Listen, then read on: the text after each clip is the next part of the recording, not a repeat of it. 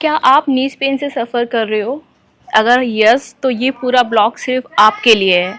So welcome to my new blog. I am Anamika and आप सब मुझे बिग फिट गर्ल के नाम से भी जानते हो। मेरे डेली जो वर्कआउट ब्लॉग है वो आप सबके लिए काफ़ी हेल्पफुल होते हैं क्योंकि वो पेन रिलेटेड होते हैं, वर्कआउट से रिलेटेड होते हैं और सबसे इंपॉर्टेंट वो होम बेस्ड वर्कआउट से रिलेटेड होते हैं।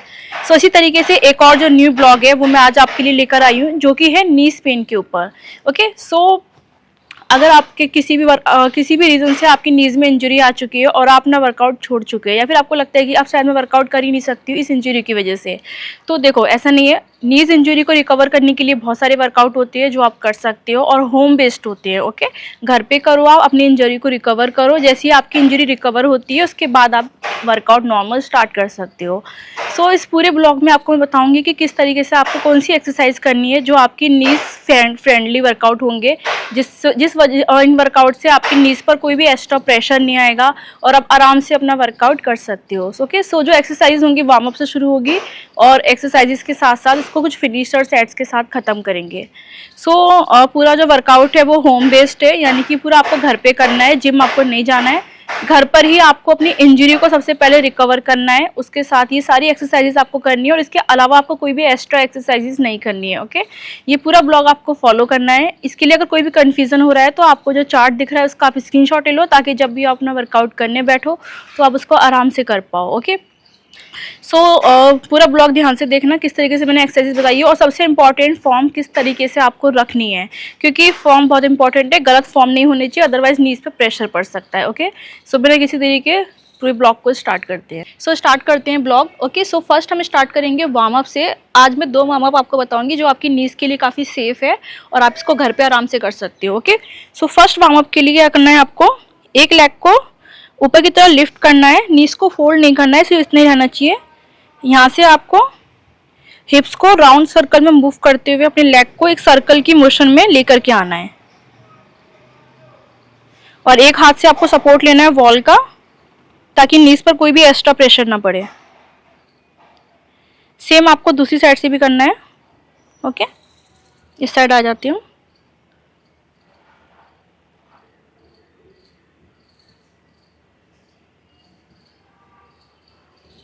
इस तरीके से आपको 15 और 15 रेपिटेशंस निकालनी है। इसके बाद आपको नेक्स्ट वार्म अप करना है।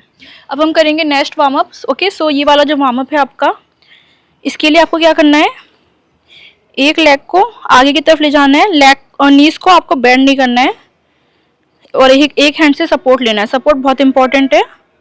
उसके बाद स्लो कंट्रोल के साथ आपको लेग को पीछे ले जाना है।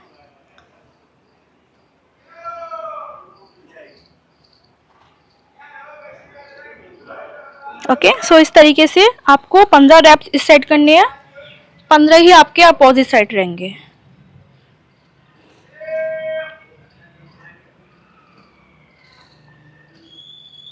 ओके, सो इस तरीके से आपके जो 2 वार्म अप है ये आपके कंप्लीट होंगे। वार्म अप कंप्लीट होने के बाद आपको एक्सरसाइज पे आना है। एक्सरसाइज स्टार्ट करते हैं। सो फर्स्ट एक्सरसाइज आपको जो करनी है वो है चेयर स्क्वाट, जिसके लिए आपको इस तरीके की चेयर लेनी है।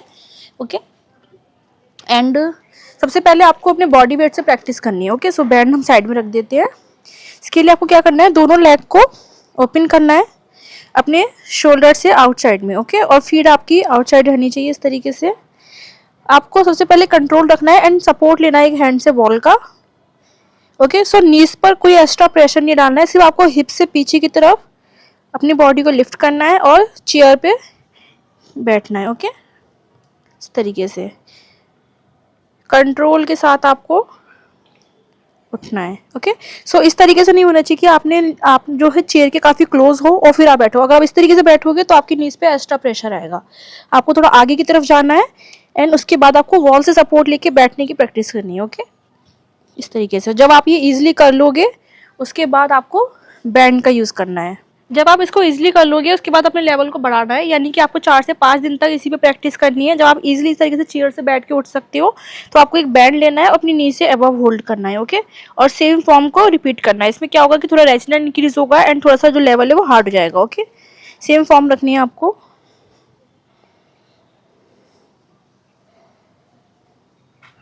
ओके, सो ये आपकी एक्सरसाइज है फर्स्ट। इसको कंप्लीट करना है आपको 3 सेट करने हैं आपको और 12-12 रेपिटेशंस में से कंप्लीट करना है। इसके बाद आपको नेक्स्ट एक्सरसाइज पे आना है।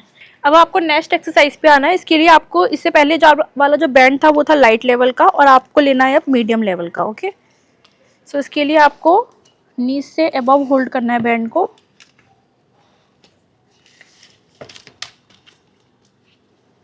यहाँ पर ओके, एंड इस तरीके से आपको पूरे 90 डिग्री पे नहीं रखना है, हल्का सा आगे की तरफ रखना है लेग, और आपकी जो शोल्डर है उसके बराबर में रहना चाहिए। यहाँ से आपको नीज को आउटसाइड में स्ट्रेच करना है। ओके, यहाँ पर आपका ग्लूट्स भी स्ट्रेच होगा एंड आपकी इनर थाइस भी। यहाँ पे ला करके आपको 4 से 5 सेकंड होल्ड रख के वापस से क्लोज करना है, एंड ड्रॉप नहीं करना है कि आपका जो रेजिडेंट बैंड का स्ट्रेच है वो लूज हो जाए। यहाँ पर स्ट्रेच भी आपका इंक्रीज रहना चाहिए। ओके, यहीं से आपको सेकंड रेपिटेशन भी निकालनी है।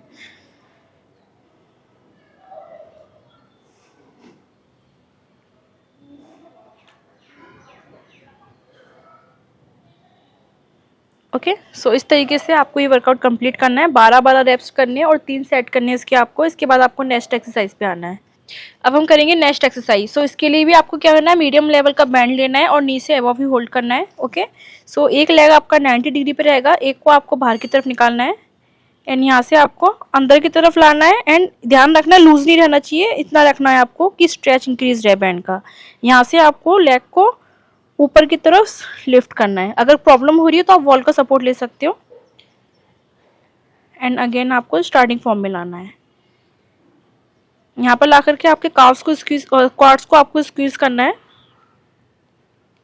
इस तरीके से। टोटल 8 रेपिटेशंस निकालनी है आपको एंड 8 आपकी इस साइड रहेंगी। ओके,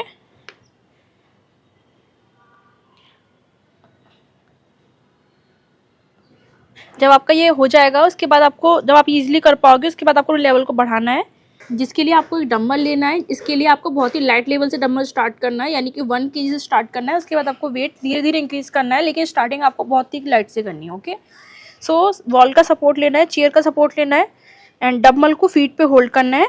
यहाँ से आपको सेम रेपिटेशंस को इंक्रीज करना है। ओके,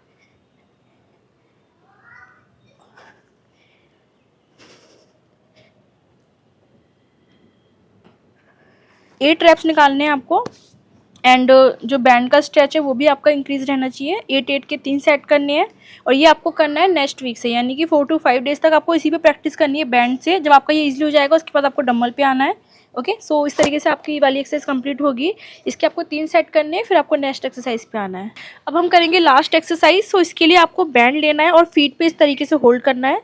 जिस लेग में आपका बैंड होल्ड है उसको आपको आगे की तरफ लेकर जाना है एंड एक लेग आपका पीछे की तरफ रहेगा। ओके, सो अपर बॉडी आगे की तरफ लीड करनी है, लोअर बैक स्ट्रेट रखनी है और यहाँ से आपको हिप्स को पीछे की तरफ स्क्वीज करना है और नीज को आपको स्ट्रेट रखना है, ज़्यादा आपको प्रेशर नहीं जाना चाहिए, स्ट्रेट रखना है एंड नीचे की तरफ जाना है लेके। ओके, सो इतना नीचे ले जाना है कि बैंड का जो स्ट्रेच है वो कंटिन्यू रहना चाहिए। जब बैंड का स्ट्रेच लूज हो जाएगा वहाँ पे आपको स्टॉप करना है एंड स्टार्टिंग फॉर्म में आना है।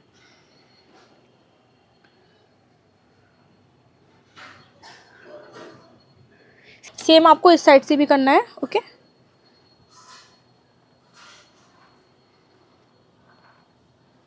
टोटल 10 रेप्स रहेंगे आपके, 3 सेट करने हैं आपको। जब आप ये इजीली कर पाओगे उसके बाद आपको वेट ऐड करना है, जिसके लिए आपको डंबल लेना है लाइट लेवल का और सेम फॉर्म रखनी है। ओके,